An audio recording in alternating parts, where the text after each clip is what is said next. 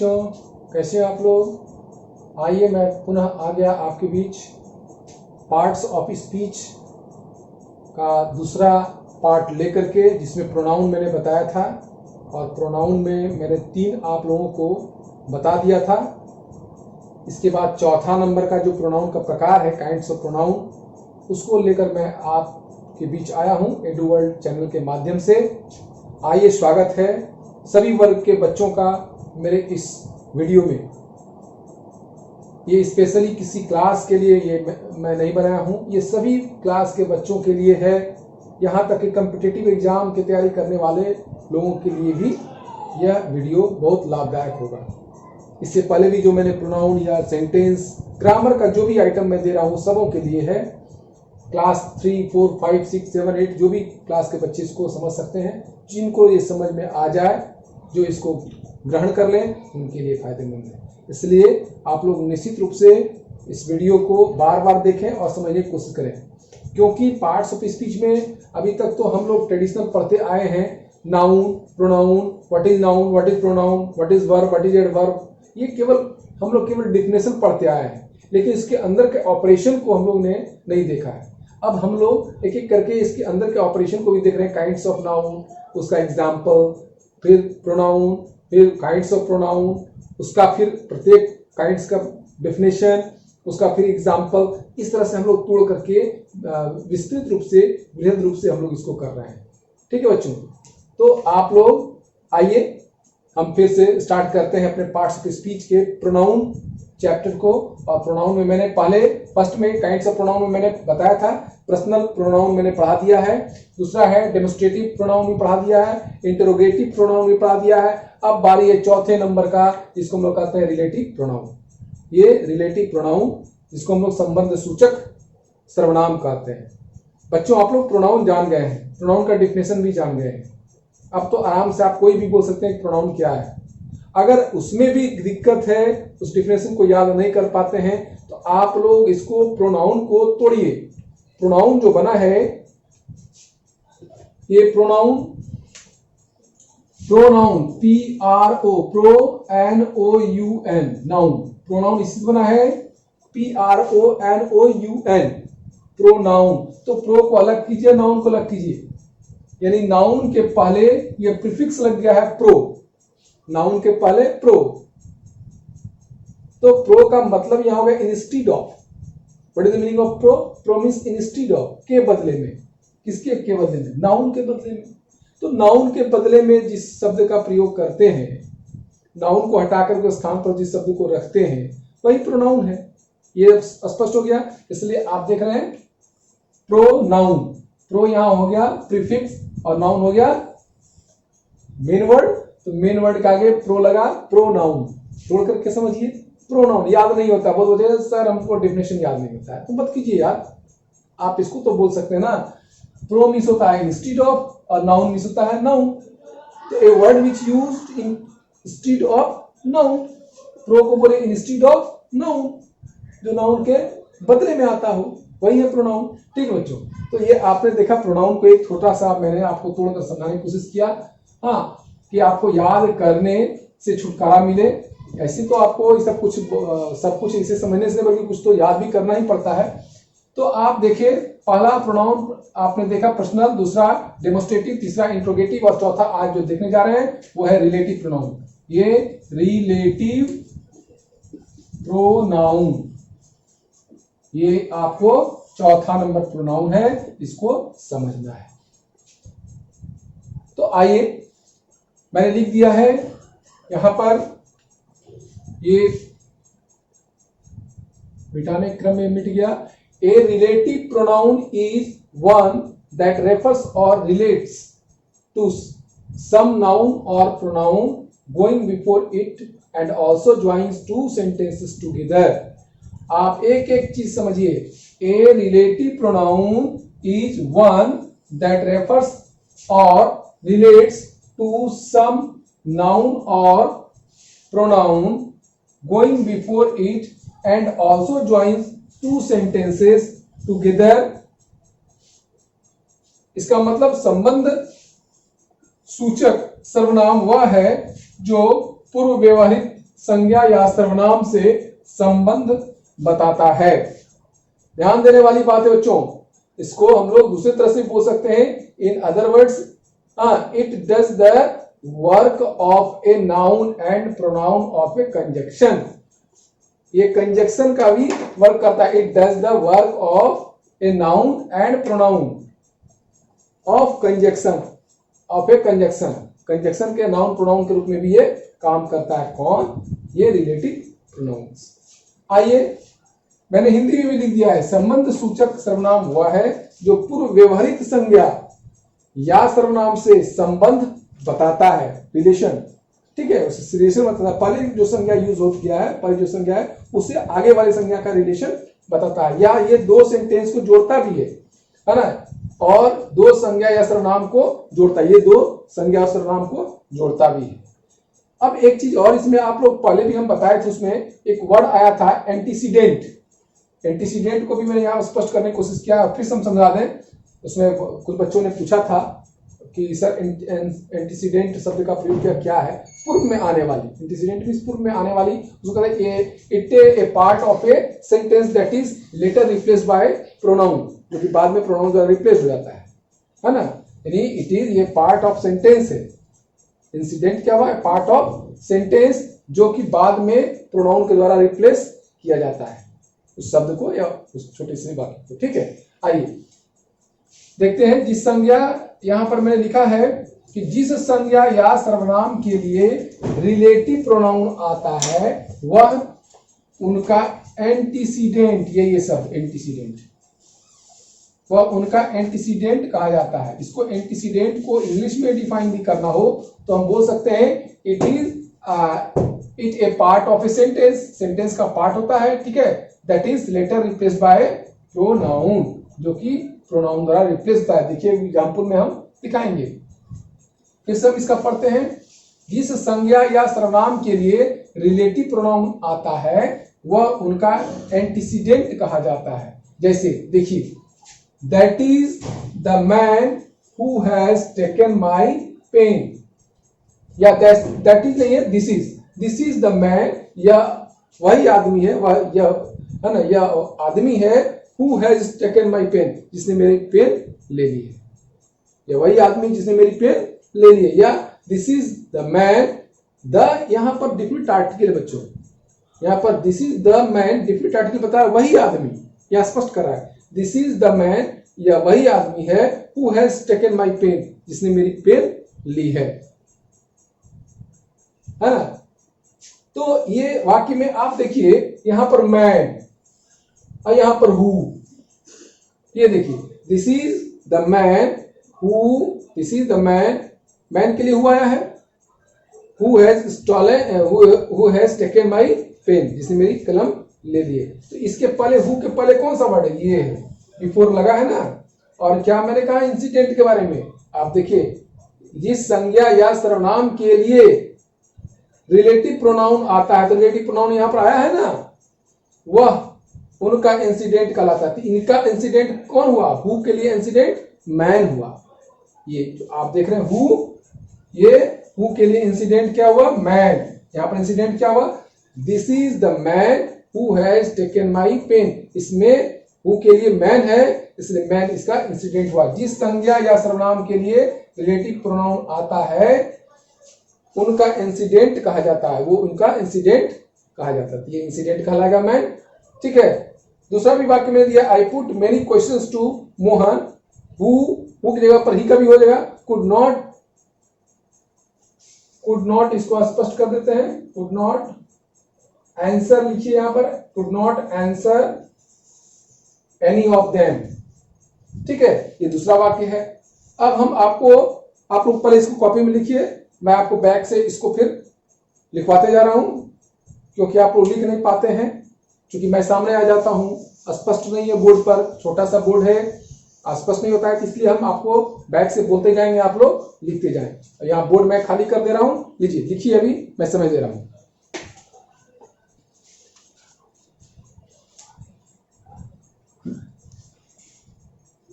ठीक है बच्चों, आपने देखा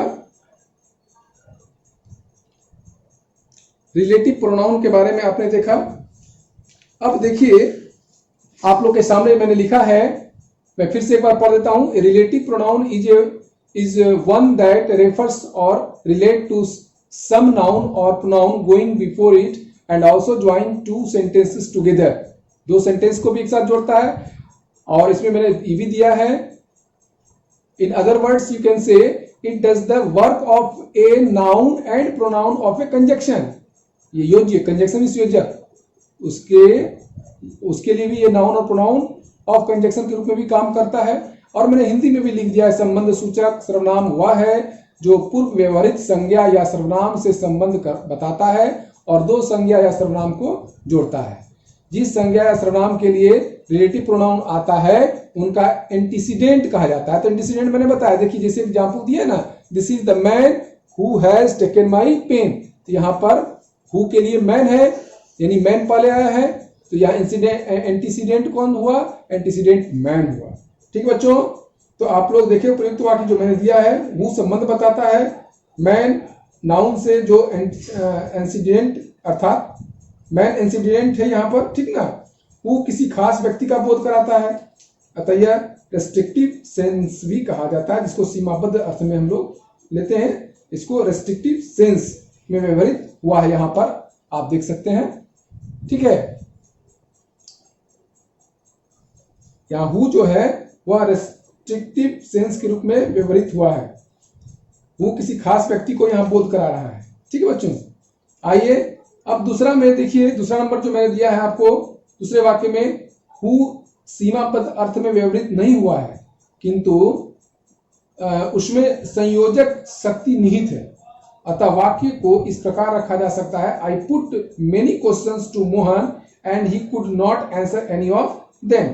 तो आप देखिए वहां पर ब्रैकेट में हम लिख भी दिए हुई ही का प्रयोग किया है ना, आप ध्यान दीजिए, यहां पर मैंने लिखा है, हाँ, तो यहां पर मैंने ब्रैकेट में लिख दिया है हु के ब्रैकेट में, यहां पर देखिए, यहां पर ये वाला, इस पर आप ध्यान दीजिए, उनके बगल में यहां पर एड ही का भी प्रयोग किया है, could not answer any of them, ये मैं कह रहा हूं। ठीक है बच्चों, आप लिखते भी जाएं।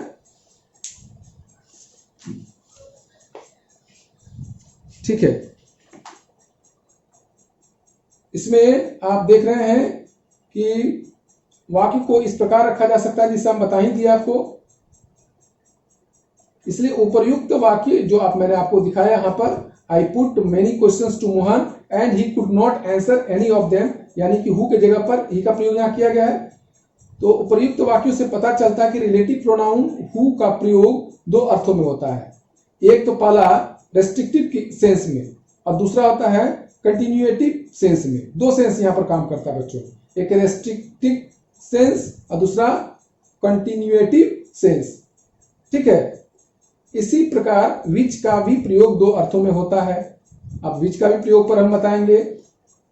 अब आइए, अब आपको मैं रिलेटिव प्रोनाउन का प्रयोग कहाँ और कैसे होता है इस पर थोड़ा सा विशेष जानकारी दे दें। उतना लिख पाना भी दिक्कत है, लंबा है इसमें, चूंकि इसमें 3 4 5 इसमें प्रयोग है, तो हम आपको बोलते जा रहे हैं, आप लिखें। हु का प्रयोग केवल जीवधारी प्राणियों के लिए होता है, अर्थात व्यक्तियों के लिए होता है। इसका प्रयोग मैस्कुलिन तथा फेमिनिन जेंडर में होता है। लिख रहे बच्चों, लिखते जाएं आप। जैसे this is the girl who has stood first, this is the girl, ये वो लड़की है, हु हैज स्टूड फर्स्ट, जो फर्स्ट करती है। तो यहां पर आप देख रहे हैं कि हु का जो प्रयोग हुआ है लड़की के लिए हुआ है, गर्ल के लिए हुआ है। तो यहां पर क्या हुआ, यहां पर ये जीवधारी के लिए प्रयोग हुआ है, इसलिए यहां पर मैस्कुलिन या फेमिनिन जेंडर में इसका प्रयोग होता है। ऐसा कि आप देख रहे हैं फेमिनिन जेंडर गर्ल है ना, फेमिनिन जेंडर का है, इसके लिए हु का प्रयोग हुआ है। विच का प्रयोग निर्जीव पदार्थों अथवा लोअर एनिमल के लिए होता है। इसका प्रयोग मैस्कुलिन, फेमिनिन या न्यूटर तीनों जेंडर में होता है। बच्चों जब आप जेंडर पढ़ेंगे, जेंडर जानेंगे, मैस्कुलिन, फेमिनिन और न्यूटर क्या होता है, इसको हम लोग हिंदी में हम लोग पढ़ते हैं स्त्रीलिंग, पुल्लिंग और उभयलिंग। तो यहाँ पर वही स्त्रीलिंग और पुल्लिंग की बात होती है। चलिए हम लोग इसके बारे में विशेष जानकारी लेंगे बाद में। इस प्रकार दैट का प्रयोग भी आप देखेंगे, दैट के पहले कोई भी प्रीपोजिशन प्रयुक्त नहीं होता है, ये भी आप थोड़ा सा दिमाग में रखें, एक पॉइंट है। अगर यदि हुआ भी तो अंत में व्यवहित होता है, अगर मान लीजिए कहीं होता भी तो उसको अंत में लास्ट में करते हैं, है ना। तो ये सब कुछ चीज है जो कि दिमाग में रखने का, इतना लंबा आपको नहीं जानना है। आइए हम आपको फिर से कुछ अलग बताने की कोशिश करते हैं।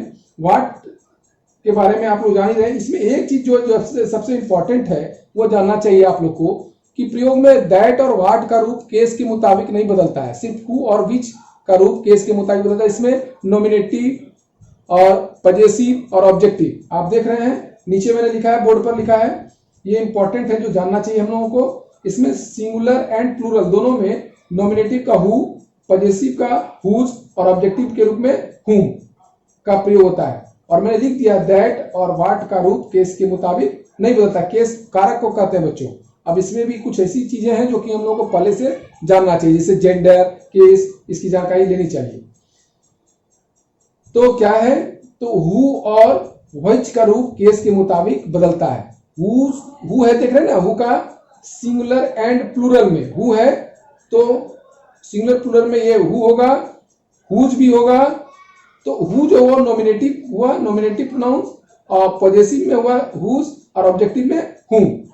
उसी तरह से आप विच का देखेंगे तो सिंगुलर एंड प्लूरल में उस साइड विच का, तो क्या हो जाएगा कि इसमें नॉमिनेटिव में विच का विच ही रहेगा, पॉजेसिव में इसका कुछ नहीं होता है, पॉजेसिव में वही हुज ही रहेगा, और पॉजेसिव में होता ही नहीं, और ऑब्जेक्टिव में इसका विच रहता है। तो ये सब कुछ इंपॉर्टेंट था जिसके बारे में आपको जानना चाहिए था। और विशेष जानकारी इसमें तो इसका और भी बहुत सा जानकारी है, और हम चाहते हैं कि इसका विशेष जानकारी दें, लेकिन हम चाहते हैं ये भी कि आपका सिलेबस को टच भी करना है। इसको देखते हुए हम यहीं पर इसको सोचते हैं कि अब अगला 5वां रिफ्लेक्सिव प्रोनाउन की ओर आगे बढ़े। ठीक है बच्चों, आप उतार लें। अब इसके बाद हम आपको बताएंगे 5वां रिफ्लेक्सिव प्रोनाउन। आप उतार लें, आपको समय दिया जा रहा है। देखिए बच्चों, ये है हमारा 5वां प्रोनाउन, 5वां नंबर का काइंड्स ऑफ प्रोनाउन में 5वां, ये है रिफ्लेक्सिव प्रोनाउन। तो ये रिफ्लेक्सिव, जिसको कर्तृवाचक सर्वनाम बोलते हैं। पहले वाला तो आप लोग नोट कर लिए, चौथा नंबर मैंने नोट करा दिया आप लोगों को। अब ये 5वां है, और इसको समझना, ये एक्चुअली 5वां पहला नंबर जो आपको हम बताए थे, जिसमें नॉमिनेटिव वाला बताए थे पर्सनल प्रोनाउन में। पर्सनल प्रोनाउन में जो नॉमिनेटिव बताया था, आई, वी, यू जो बताया था, दरअसल उसी का ये भाग है।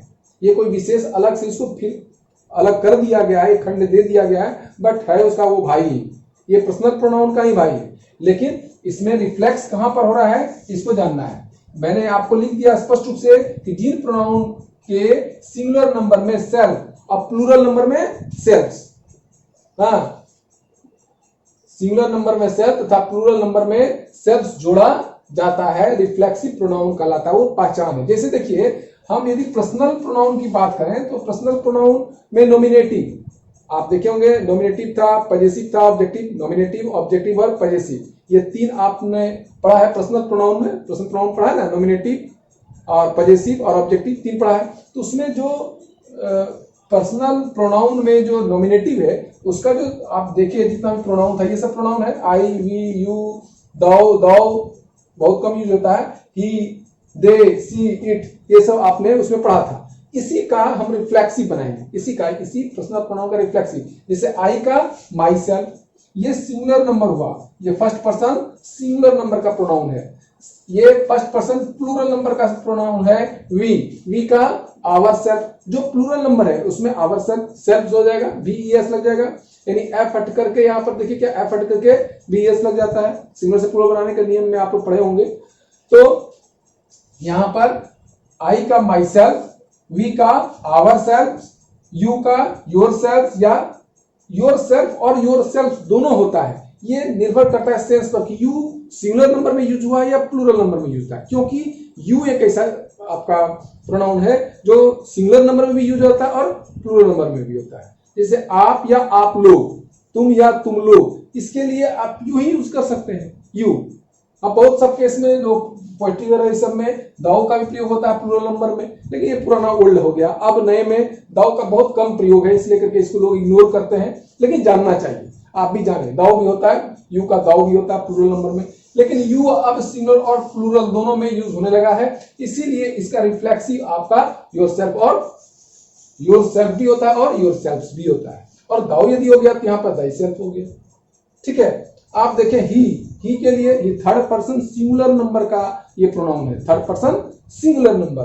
तो थर्ड पर्सन सिंगुलर नंबर में ही हो गया, सी हो गया, इट हो गया, ये तीन है। तो ही के लिए हिमसेल्फ, सी के लिए हरसेल्फ और इट के लिए इटसेल्फ। जबकि दे है plural, third person plural number का प्रोनाउन है, तो दे के लिए देमसेल्फ। तो ये इस तरह से हम अगर चार्ट बनाना चाहें तो हम चार्ट बना सकते हैं। आप देखिए पर्सनल प्रोनाउन, रिफ्लेक्सिव प्रोनाउन को देखेंगे आप।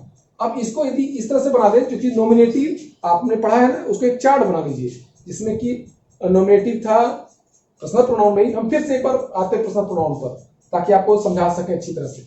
आइए देखिए, पर्सनल प्रोनाउन में मैंने दिया था एक एग्जांपल, देखिए पर्सनल प्रोनाउन में मैंने दिया था नॉमिनेटिव, एक था ना पर्सनल प्रोनाउन का ही, नॉमिनेटिव और ऑब्जेक्टिव, और था पजेसिव। ठीक है, तो आपने ये देखा था नॉमिनेटिव, ऑब्जेक्टिव और पजेसिव प्रोनाउन। इसी में आप यहीं पर एक और चार्ट बना लीजिए रिफ्लेक्सिव प्रोनाउन का, रिफ्लेक्सिव प्रोनाउन, और तब आप इसको लिखिएगा तो आपको देखिए पर्सनल प्रोनाउन का है ना, रिफ्लेक्सिव भी इसी में, इसी के पीछे आ जाएगा, तो आपको लगेगा कि नहीं इसी का भाई है, यानी पर्सनल प्रोनाउन का ही भाई है, और है भी। तो आप देखिए यहां पर इसी नॉमिनेटिव में आई है, फिर से आप रिव्यू भी कर लीजिए, है ना, पाला वाला। आप तो पर्सनल प्रोनाउन में पाला वाला बताए थे, आई है, आई का ऑब्जेक्टिव मी हो गया, और पजेसिव में क्या होगा, माइन,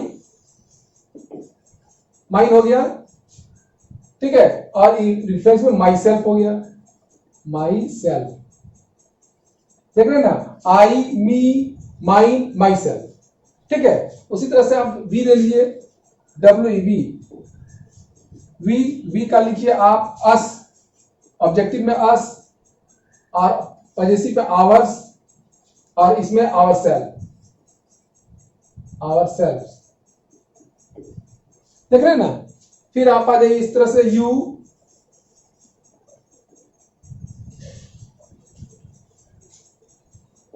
का आप क्या लिखिएगा, यू का ऑब्जेक्टिव में यू ही हो जाता है, और इसमें क्या लिखिएगा, योर्स, और इसमें क्या आएगा, योरसेल्फ। देख रहे हैं ना, ये देखिए नॉमिनेटिव, ऑब्जेक्टिव, पजेसिव और रिफ्लेक्सिव प्रोनाउन एक साथ हम आपको कर दिए, यानी उसको हम समाहित कर दिए किसमें, पर्सनल प्रोनाउन में, लेकिन समझने के लिए। लेकिन उसका एक अलग कैटेगरी है, इस पर भी विशेषता है, इसका अलग करके हम और भी अध्ययन करेंगे। लेकिन हमको नहीं लगता है कि प्रोनाउन को बहुत ज्यादा डिटेल्स में ले जाना जरूरी है आप लोगों के लिए, ये तो कॉम्पिटिटिव एग्जाम के लिए बहुत ज्यादा डिटेल्स में ले जाए तो अच्छा है, लेकिन जहां तक हो सकता है कोशिश करते हैं थोड़ा बहुत आप लोग सबका इंट्रोडक्टरी जानिए जरूर। आइए अब इसी तरह से इसके बाद यू के साथ आ जाइए आप, ही का क्या हो जाएगा, थर्ड पर्सन सिंगुलर नंबर का है ये, तो ही का हीम हो जाता है, और इसका पजेसिव में क्या हो जाएगा, हिज, इसका क्या होगा, हिमसेल्फ।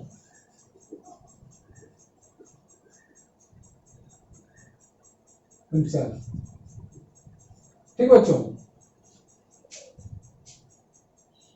इस तरह से आप आइए सी का लिखिए, सी का क्या हो जाएगा, हर,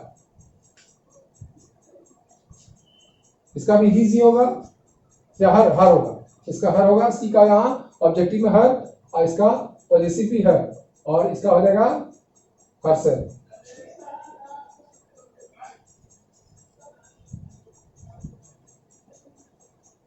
आप देखिए ही सी इट का यहां पर क्या हो जाएगा, इट ही होगा,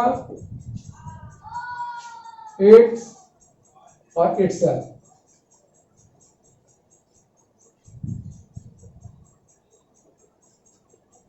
ठीक है, इसके बाद आप देखिए दे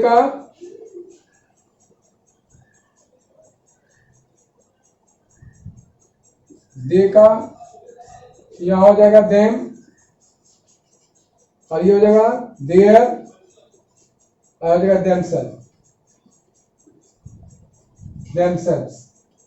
ठीक है बच्चों, आपने देखा नॉमिनेटिव, ऑब्जेक्टिव, पजेसिव और रिफ्लेक्सिव प्रोनाउन को मैंने किस तरह से आपको एक चार्ट में ला दिया। तो मेरा कहना ये सही है ना कि ये आपका पर्सनल प्रोनाउन का ही भाई है, उसी में इसको हम लोग जान जाते, लेकिन इसको कैटेगरी वाइज अलग करके जानने से आपको एक फायदा ये होगा कि आप और भी इसके साथ जो भी रिलेशन है इसका, और भी कुछ विशेष बातें हैं जो कि इसके साथ नहीं रिलेट करेगा, तो वो कुछ विशेष बात भी जानने के लिए अलग होकर के पढ़ना ठीक है। लेकिन आपके क्लास तक तो ये बिल्कुल सही, यहां तक आप करें, ये इस तरह से एक चार्ट आप तैयार कर लें, और चार्ट तैयार करके आप दिमाग बैठा। अब इसका वाक्य भी हम आपको बताएंगे। अब जैसे देखिए, he does his work himself, एक तरह का ये वाक्य हो गया।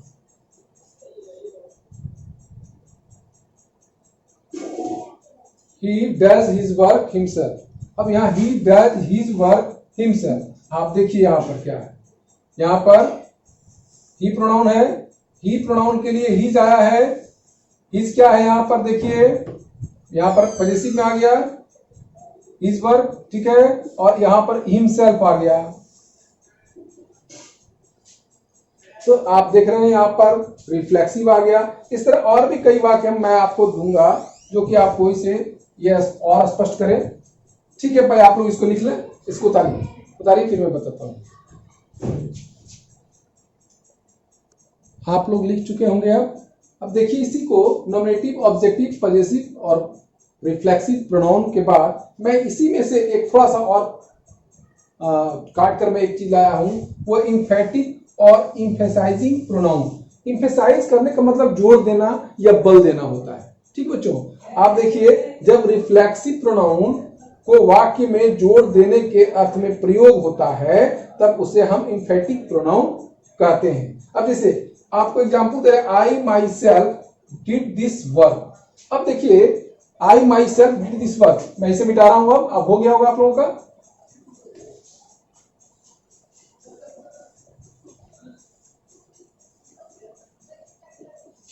ये देखिए, आई myself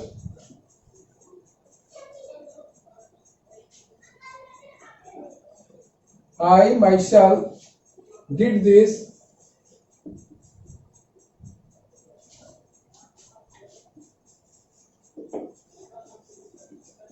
I myself, इसको स्पष्ट लिख दें, अलग अलग हो गया है।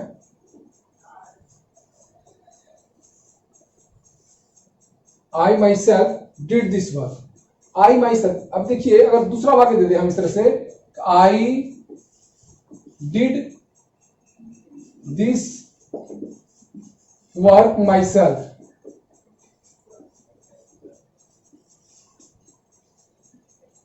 तो माई सेल्फ यहां पर तो रिफ्लेक्सिव प्रोनाउन है, जान रहे हैं, अभी जस्ट मैंने बताया माई सेल्फ रिफ्लेक्सिव प्रोनाउन है। लेकिन यहां पर जब माई सेल्फ यहां पर लगा, I did this work my self, तब तो ये रिफ्लेक्सिव प्रोनाउन का काम कर रहा है। लेकिन यही जब हम यहां आगे लगा दिए हैं, आई माई सेल्फ डिड दिस, यहां पर क्या हो रहा है, यहां पर इम्फेसिस हो रहा है, यानी हम लोग इम्फेसिस कर रहे हैं, इम्फेटिक बना रहे हैं, है ना, यानी जोर दे रहे हैं। तो उस स्थिति, क्योंकि आई माई सेल्फ, मैं स्वयं, आई माई सेल्फ, मैं स्वयं, डिड दिस वर्क, काम किया, मैं स्वयं यह काम किया। यहां पर हो गया, I did this work my self, मैं यह काम स्वयं किया, मैं यह काम स्वयं किया।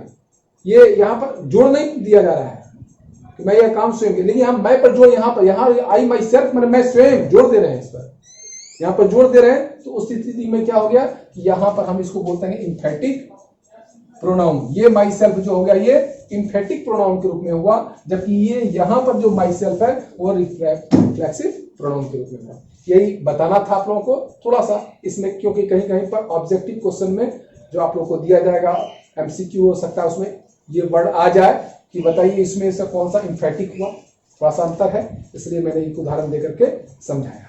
ठीक है बच्चों, इस प्रकार हमारा ये जो 5वां है ना, ये कंप्लीट हुआ। अब आगे हम चलते हैं 6ठे नंबर पर, आप लोग इसको भी नोट कर लें।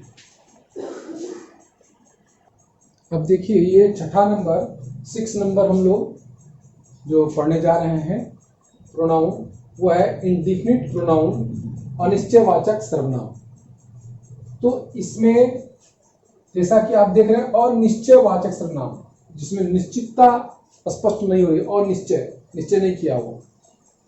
इनडिफिनिट प्रोनाउन, इसमें वह सर्वनाम जो आमतौर पर या आमतौर से व्यक्ति अथवा वस्तु का बोध करावे। आमतौर पर कोई विशिष्टता ना हो, उसमें कोई स्पेशली या स्पेसिफाइड नहीं हो।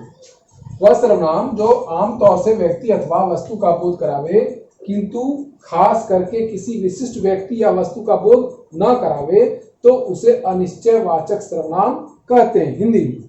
इसको मैंने इंग्लिश में लिख दिया है, the pronoun that refers to person or thing in a general way but do not refers to any person or thing in particular are called indefinite pronouns.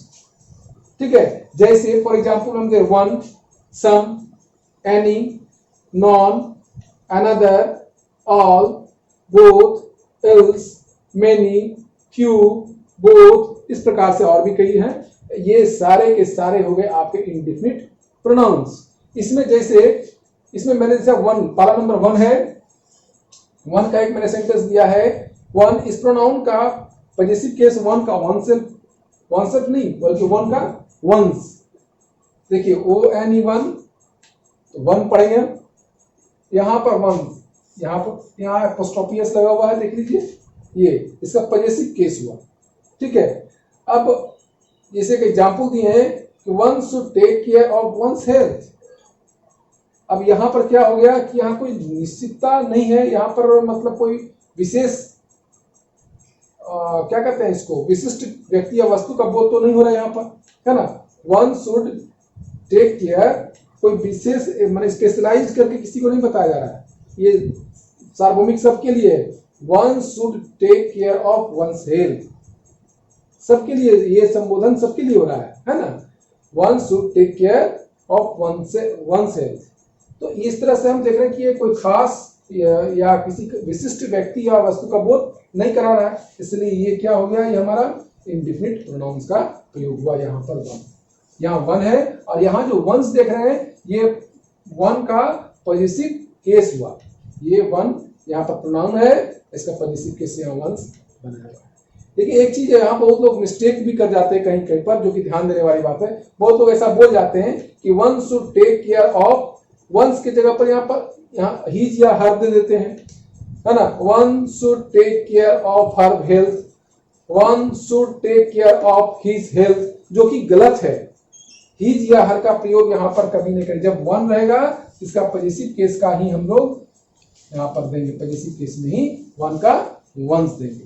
ठीक है बच्चों, तो one should take care of one's health, ये सही है, ना कि one should take care of his health या हर हेल्थ। हिज हर यहाँ देना बिल्कुल गलत, इसका प्रयोग नहीं करना चाहिए, क्योंकि कभी कभी छकाने के लिए आपको मिलेगा ऐसा क्वेश्चन, ऐसा ही वाक्य दे करके इसमें दे देगा, जो कि अशुद्ध इसमें निकालना है तो एरर निकालना था, ये निकाल सकते हैं, एरर निकालने में के काम में भी आएगा। तो इस प्रकार आप इसको देख रहे हैं। अब आप इसको लिखिए, पहले आप लिखें इसको।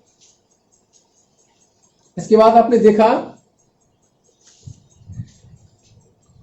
वन के बारे में। अब देखिए यहाँ पर एक चीज और हम बता दें, अगर आप लिखनी है तो लिखिए पहले।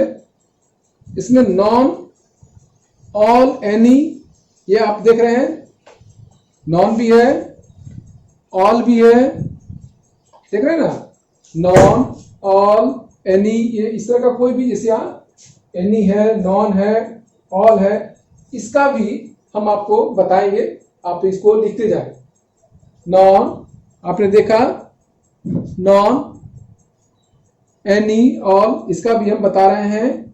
नॉन, ऑल, एनी, ये प्रोनाउन सिंगुलर तथा प्लूरल दोनों नंबर में व्यवहृत होते हैं। इसको दिमाग में रखने वाली बात है कि नॉन, ऑल, एनी, ये प्रोनाउन सिंगुलर तथा प्लूरल दोनों नंबर में व्यवहृत होते हैं। जैसे non was present, non was present, कोई भी उपस्थित नहीं था। नॉन वाज प्रेजेंट, कोई उपस्थित नहीं था। None of his pen are good, इसमें से कोई भी पेन अच्छे नहीं है। None of his pens are good. All that glitter is not gold, हर चमकने वाली वस्तु सोना नहीं होती। All are present in the meaning, ठीक है। और यहां पर क्या है, all are present in the meaning, is there any man here. अब देखिए, पर यहां पर आप देखिए, अब मैं आपको जैसे all that glitters is not gold, all का प्रयोग देख लीजिए, ऑल, अभी जस्ट मैंने बताया all the glitters are not gold, इसमें क्या है, ये ऑल यहां पर आपका इंडिफिनिट प्रोनाउन के रूप में प्रयोग हुआ है। तो इस प्रकार आप देख रहे हैं, और भी इस तरह से कई आएंगे आपके पास। इसके बाद आप देख सकते हैं मेनी, सम, फ्यू, बोथ, इसमें भी आप देख रहे हैं कि मेनी, सम, फ्यू, बोथ, ये प्रोनाउन सदैव प्लूरल नंबर में प्रयोग किए जाते हैं। जैसे many were killed, many were killed, few were present, some से यस एंड सम से नो, बोथ आर गिल्टी। इस तरह आप लोग देख रहे हैं कि हमारा जितना भी है वन, सम, एनी, वन, ये सब का प्रयोग मैंने आपको सेंटेंस बोल करके मैंने दिखा दिया, बोलकर इसलिए दिखा दिया कि अब यहाँ पर जगह भी नहीं है और हमारा टाइम भी अब देख रहे हैं कि जल्दी जल्दी निकल रहा है। हमको और एक तो बताना है आप लोग को, 7 में 6, आपका 6 तो बता दिया मैंने। अब 7वें नंबर हम बताने जा रहे हैं, 7वां नंबर जो आपका प्रोनाउन है, आप लोग इसको जल्द से जल्द नोट करें ताकि हम 7वां नंबर इस पर लिखें। आइए अब हम लोग ये 7वें नंबर प्रोनाउन पर आ गए। 7वां नंबर प्रोनाउन है हमारा डिस्ट्रीब्यूटिव प्रोनाउन, विभाजक वाचक सर्वनाम, विभाजन वाचक या विभाजक वाचक सर्वनाम। जैसा कि नाम से डिस्ट्रीब्यूटिव, डिस्ट्रीब्यूट करने वाला, विभाजन करने वाला, बांटने वाला, है ना। ये देखिए, विभाजक वाचक सर्वनाम वह है जो 2 या 2 से अधिक व्यक्ति अथवा वस्तुओं का अकेला या अलग अलग बोध करावे, दोनों का अलग अलग बोध करावे या फिर अकेला बोध करावे, 2 या 2 से अधिक व्यक्ति या वस्तुओं को, उसी को हम लोग विभाजक वाचक सर्वनाम कहते हैं। In English A distributive pronoun is one which indicates 2 or more person or thing taken singly or separately, singly or separately। अब जैसे for example each, either, neither, ये each, either, neither का जो प्रयोग देख रहे हैं ये सब डिस्ट्रीब्यूटिव प्रोनाउंस है। each, either, neither क्या है, ये सब डिस्ट्रीब्यूटिव प्रोनाउन है। देखिए मैंने 3 एग्जांपल दिया है। each of the 2 boys has a pair of shoes, each of the 2 boys has a pair of the shoes। यहां पर देखिए ये हमारा जो डिस्ट्रीब्यूटिव प्रोनाउन है जो कि each of the 2 boys, दो लड़का है, 2 बॉय में से प्रत्येक के बारे में बता रहा है, यानी 2 या 2 से अधिक व्यक्ति अथवा वस्तु, तो वस्तु यहां आ रहा है पेयर्स ऑफ शूज के लिए, ठीक है। तो यहां पर मेरा स्पष्ट हो रहा है, विभाजक वाचक सर्वनाम वह है जो 2 या 2 से अधिक व्यक्ति अथवा वस्तुओं का अकेला या अलग अलग बोध करता है। अकेले बोध ईच करा रहा है ना, 2 बॉयज का बोध अकेले करा रहा है यहाँ पर। इसी प्रकार से आप देखिए either of these 2 roads leads to the museum. यहाँ पर आइदर शब्द भी 2 को एक साथ 2 को जोड़ रहा है, नहीं कि 2 के लिए एक शब्द का प्रयोग आया है अलग अलग के लिए, ठीक है, अलग अलग को एक साथ मिला रहा है, ठीक है। Neither of these 2 girls is her friends. तो इस तरह से आपको 3 वाक्य दिया है, पहले आप इसको नोट करें और आप लोग नोट करते जाएं, क्योंकि नोट ही करके आप इसको फिर अपने नोटबुक में नोट कर लेंगे, तो फिर आप एक बार जब पढ़ेंगे तो आपको समझ में आएगा और अपने MCQ का जवाब आप दे पाएंगे। ठीक है बच्चों,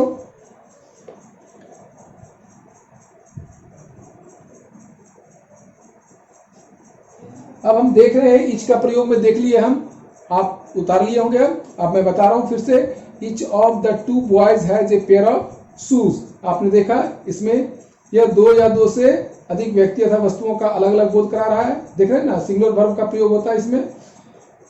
इसी तरह से दूसरा वाक्य भी ले सकते हैं, each of them is guilty, each of the 2 boys, अभी तो आपको दिए ही हैं, each of the 2 boys has pair of socks, shoes के बदले में सॉक्स भी दे सकते हैं, ठीक है। These cows cost 200 rupees each.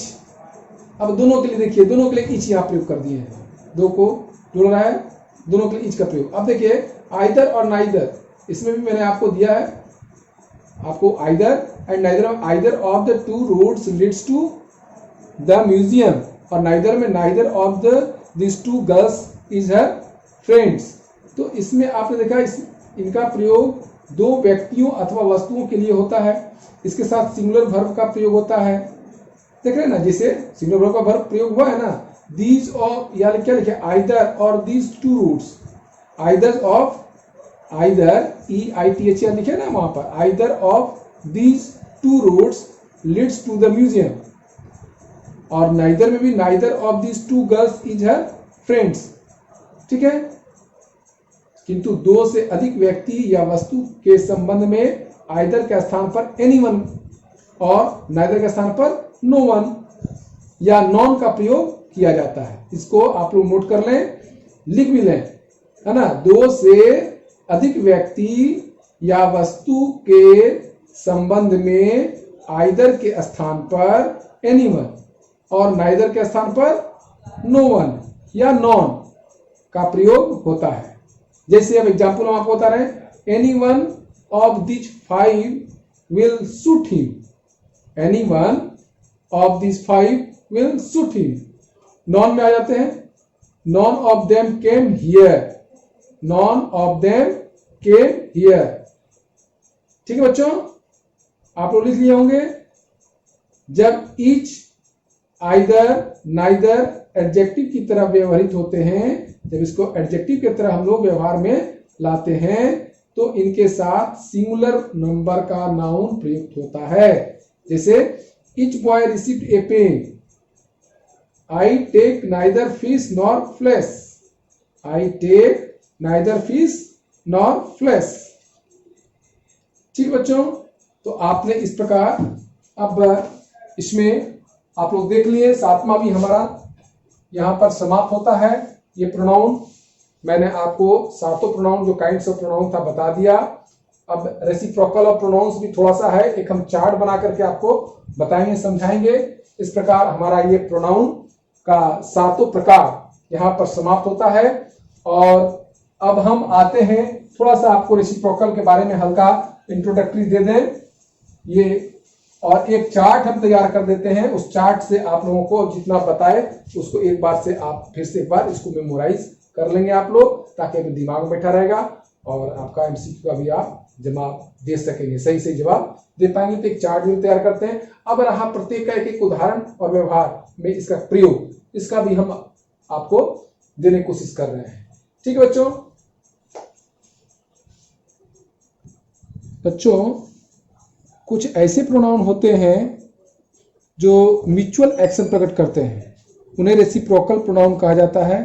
जैसे ईच अदर, वन अनदर, दो व्यक्ति या वस्तु के संबंध में ईच अदर और दो से अधिक के संबंध में वन अनदर का प्रयोग होता है। जैसे एग्जाम्पल आप लोग नोट कर सकते हैं, नोट कर लीजिए। Mohan and Sohan love each other, Mohan and Sohan love each other. और दो से अधिक यदि हम ले लें तो Mahesh, Govind and Ganesh love one another. यहाँ दो से अधिक महेश, गोविंद और गणेश, यहाँ तीन नाम है, इसे यहाँ पर हो जाएगा Mahesh, Govind and Ganesh love one another. और मोहन एंड सोहन दो नाम है, तो Mohan and Sohan love each other. अब आइए आप लोगों को कुछ टेबल्स ऑफ प्रोनाउन से आप ये जो आप अभी तक पढ़ लिए हैं उस पर मैं प्रकाश डाल देता हूं फिर से। ये तो आपको रेसिप्रोकल प्रोनाउन के बारे में बोले तो आपको थोड़ा सा बता दिए। अब आइए इसमें जो अभी तक पढ़े हम लोग सात में क्या देखे हम लोग, पर्सनल में क्या हो गया, यहाँ पर used only a noun, nouns के used only a noun, noun रूप में। यहाँ पर यूज्ड एडजेक्टिव ऑल्सो, यहाँ पर नाउन के साथ एडजेक्टिव भी, एडजेक्टिव के रूप में भी इसका यूज होता है। उसको हम अलग सेपरेट कर दिए, वहां मिल गया था, हम यहाँ अलग सेपरेट आपका टेबल चार्ट बना दिए हैं। आप इसको जरूर नोट कर लीजिए और घर में इसको फिर देखिएगा। और हम एग्जाम्पल भी इसका देंगे, अगला जो हमारा होगा तो उसमें हम एग्जाम्पल देंगे, या आपको MCQ आप एग्जाम्पल के सहित हम भेज भी देंगे, आपके व्हाट्सएप पर बना रहे हैं। देखिए पहला हमने पढ़ा पर्सनल, दूसरा रिलेटिव, तीसरा इंट्रोगेटिव, चौथा रिफ्लेक्सिव, पांचवा डेमोस्ट्रेटिव, और छठा डिस्ट्रीब्यूटिव, और सातवां इंडिफिनिट।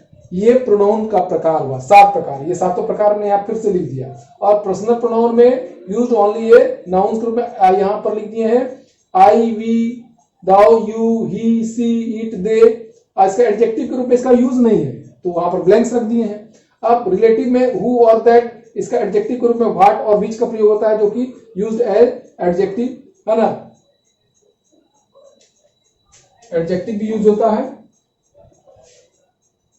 अच्छा, इंट्रोगेटिव में हु, उधर देखिए व्हाट, विच है।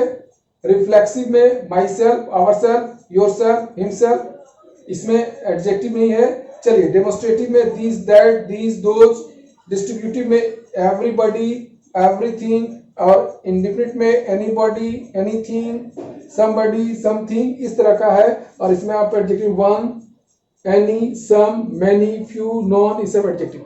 तो आपको एक फ्लो चार्ट मैंने दिया, फ्लो शीट चार्ट इसको कहा जा सकता है, इस चैप्टर का, यानी प्रोनाउंस का फ्लो शीट चार्ट है। ये एक चार्ट बना दिया मेमोरी के लिए कि उसको कैटेगरी में करके, ठीक है।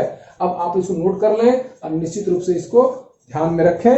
हम तो ये नहीं कहेंगे कि इसको याद करें, बल्कि इसका प्रैक्टिस जितना हो सके प्रैक्टिस करें। इसको प्रैक्टिस के लिए हम आपको वाक्य देंगे, सेंटेंस भी देंगे, और इसमें आपको डिटेक्ट भी करना है, देंगे कुछ सेंटेंस, बताना है कहाँ पर किस तरह का प्रोनाउन है।